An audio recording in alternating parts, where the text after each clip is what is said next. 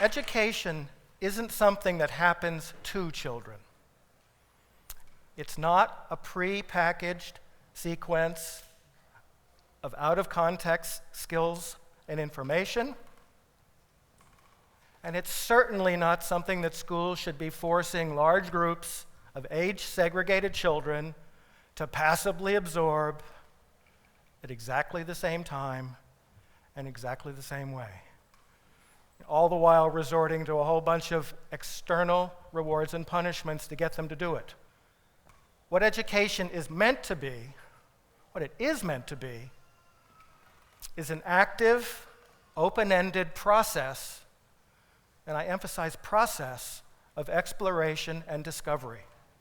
It's one that children are entirely capable of directing themselves, and it doesn't require any extrinsic motivation.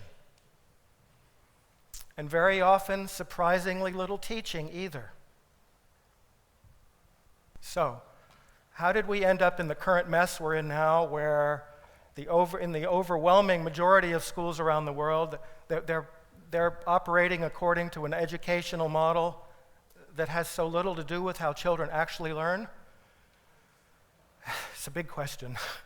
And obviously, the answer involves, a hornet's nest of social, political, economic, and scientific factors. And the first three, bless you, the first three, get plenty of airtime.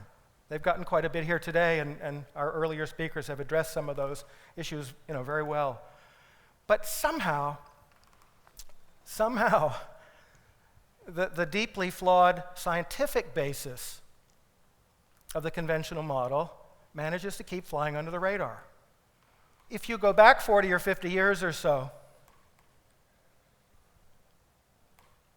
I suppose educational theorists could make an argument that science supported the conventional educational model.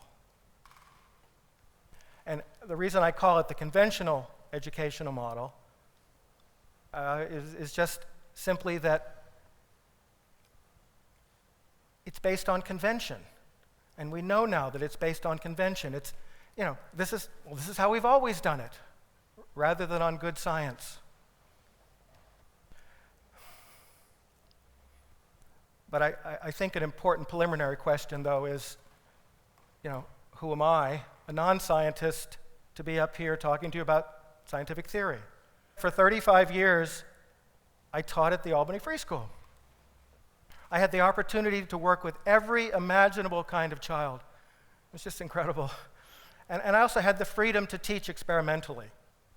So along the way, I think I was able to earn a pretty deep practical understanding of the learning process. And then I decided to do something that I hadn't quite had the time to do before, and that was I spent the next 2 years poring over and synthesizing all the latest research in child development, biology, psychology, neuroscience, and cognitive science that had to do with educational theory.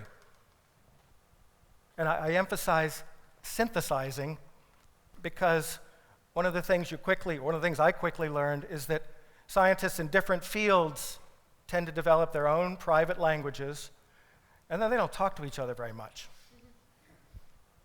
And so, it's kind of where I think it was a benefit that I wasn't a scientist, that I was a non-scientist, that I was a bit of an outsider. What I found is I began to fit the pieces together, the different pieces together, actually was that the researchers on the leading edges of the fields that I mentioned that have to do with children and how they learn and how they develop, they're all saying the same thing. It's amazing. I hadn't expected that. And it wasn't at all what science was saying about education when I first started teaching. Not at all. I mean, the conventional model, it's running 180 degrees counter to how children act, what we now know about how they actually learn and develop. And just, this is my personal opinion, what I see happening in most schools is that smart kids and thank God all children are born smart, they end up managing to learn in spite of the model. And then I think I want to add, especially for those of you who are teachers in conventional schools, smart teachers, and here what I really mean is, I mean good teachers. I mean teachers who truly care about each and every one of their students. They manage to find creative ways to kind of color outside the lines of the model. Are there any of you here that are teachers in conventional schools? One? Great. So you're my heroes. And I recognize, I've never taught in the system myself, inside the system. And I recognize how difficult what you do every day is. And I think it's heroic. So, amen. Amen. All right, but in order for you to understand where such a strong statement is coming from, then you and I need to do a little digging around in the kind of the scientific roots of the conventional model. Because I think it's always important to get down to the roots of ideas in order to truly understand them. So anyway, what we find there is that the whole thing, what I call the conventional model, it's based on this core assumption, this very old core assumption that really can be traced all the way back to Isaac Newton, that development is something that happens to children. Okay, it happens to them.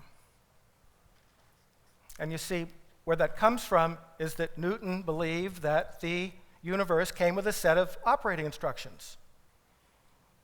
He said, he literally said the universe is essentially a machine, and then its behavior is locked into place by an external design template. That's pretty clear and pretty simple. And many aspects of the universe, that's actually true. But then later, life scientists, they plugged children into that same mechanical paradigm. Okay, and they said that, babies come with instructions too. They're called genes. And then what happens is they spend the next 18 years or so kind of being led along by this developmental template, kind of like dogs on leashes, until, one day, ta-da, they turn into adults. It's great. Newton also imagined that the universe was kind of like a giant watch, and all you had to do was wind it up, and then it would automatically run according to the watchmaker's specifications.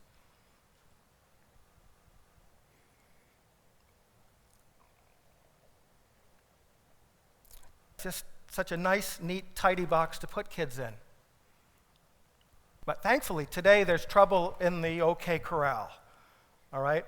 Biologists have discovered, for instance, that the genes that the genes that influence things like intelligence and behavior, the things that make us uniquely human, those genes have to first be switched on by signals from the environment before they can release their encoded information.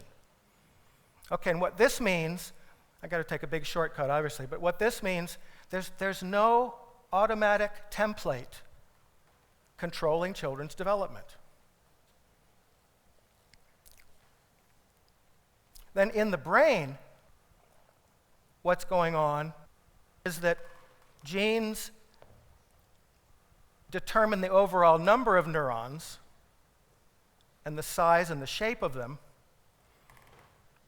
But, and this is beautiful, this is the way that Nobel Prize biologist Gerald Edelman puts it, but then it's a child's experience that etches, he uses this beautiful word, etches, the connections between the neurons.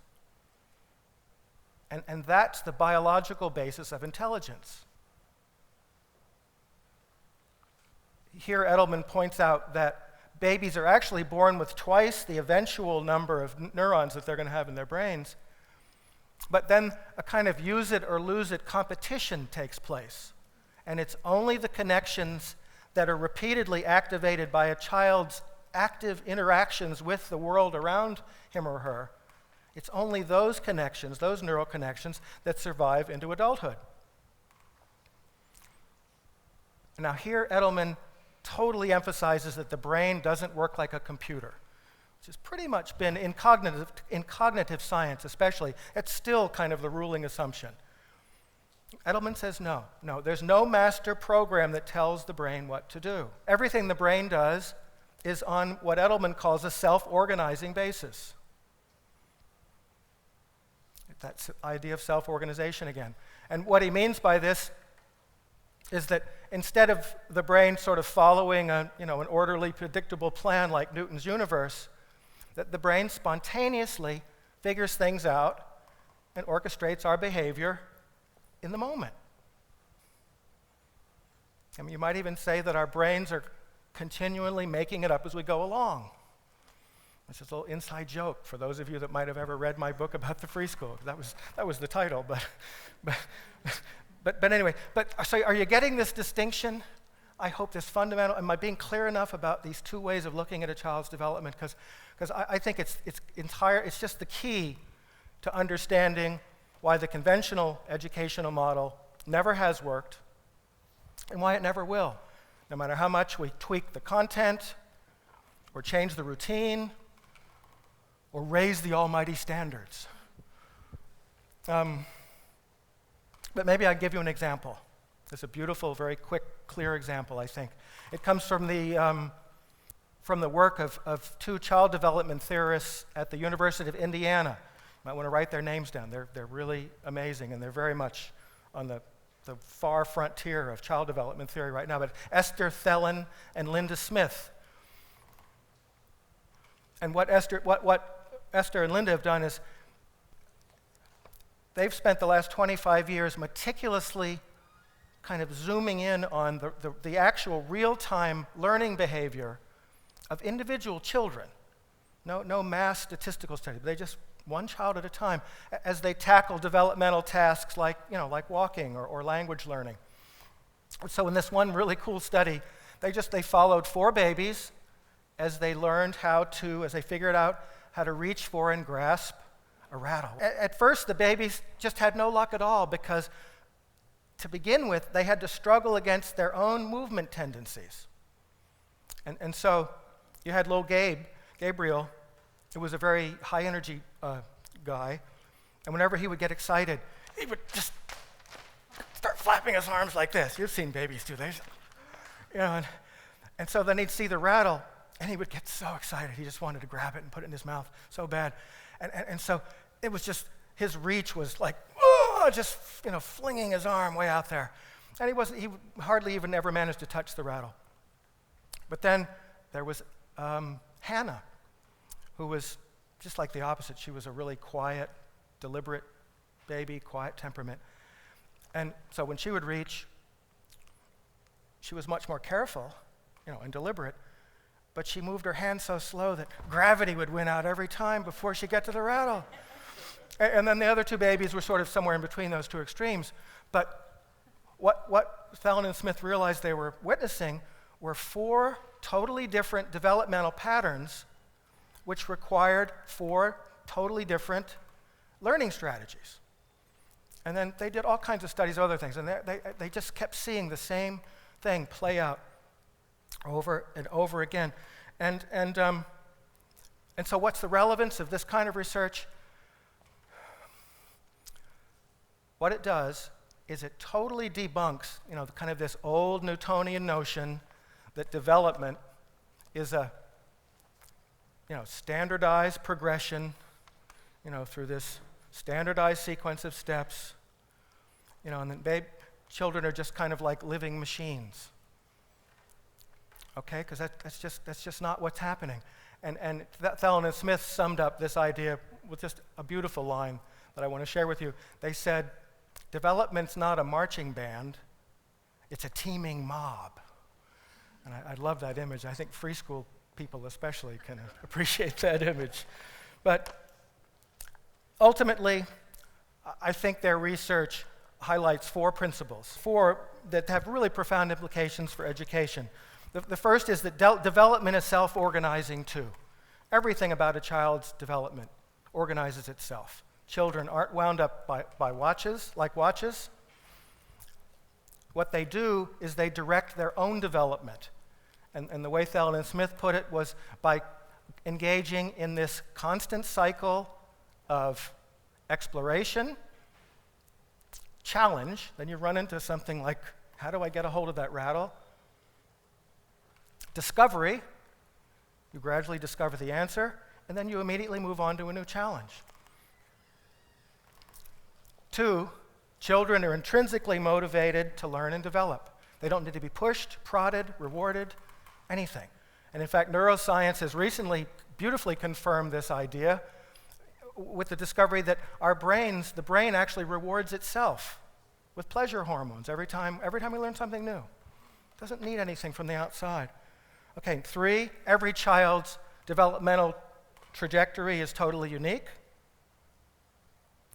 And then I think 4, and maybe the most important of all, kids learn best from a combination of concrete experience and trial and error problem solving, not from instruction in abstract concepts.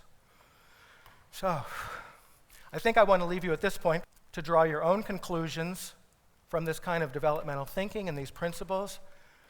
And I want to encourage you to do kind of as I have done, spend some time deepening your theoretical understanding of how children learn and grow. All right, and then I think the final thought I want to leave you with is that together, we can imagine a world in which every school supports the development of every child to the fullest possible extent. Okay, amen. Thank you.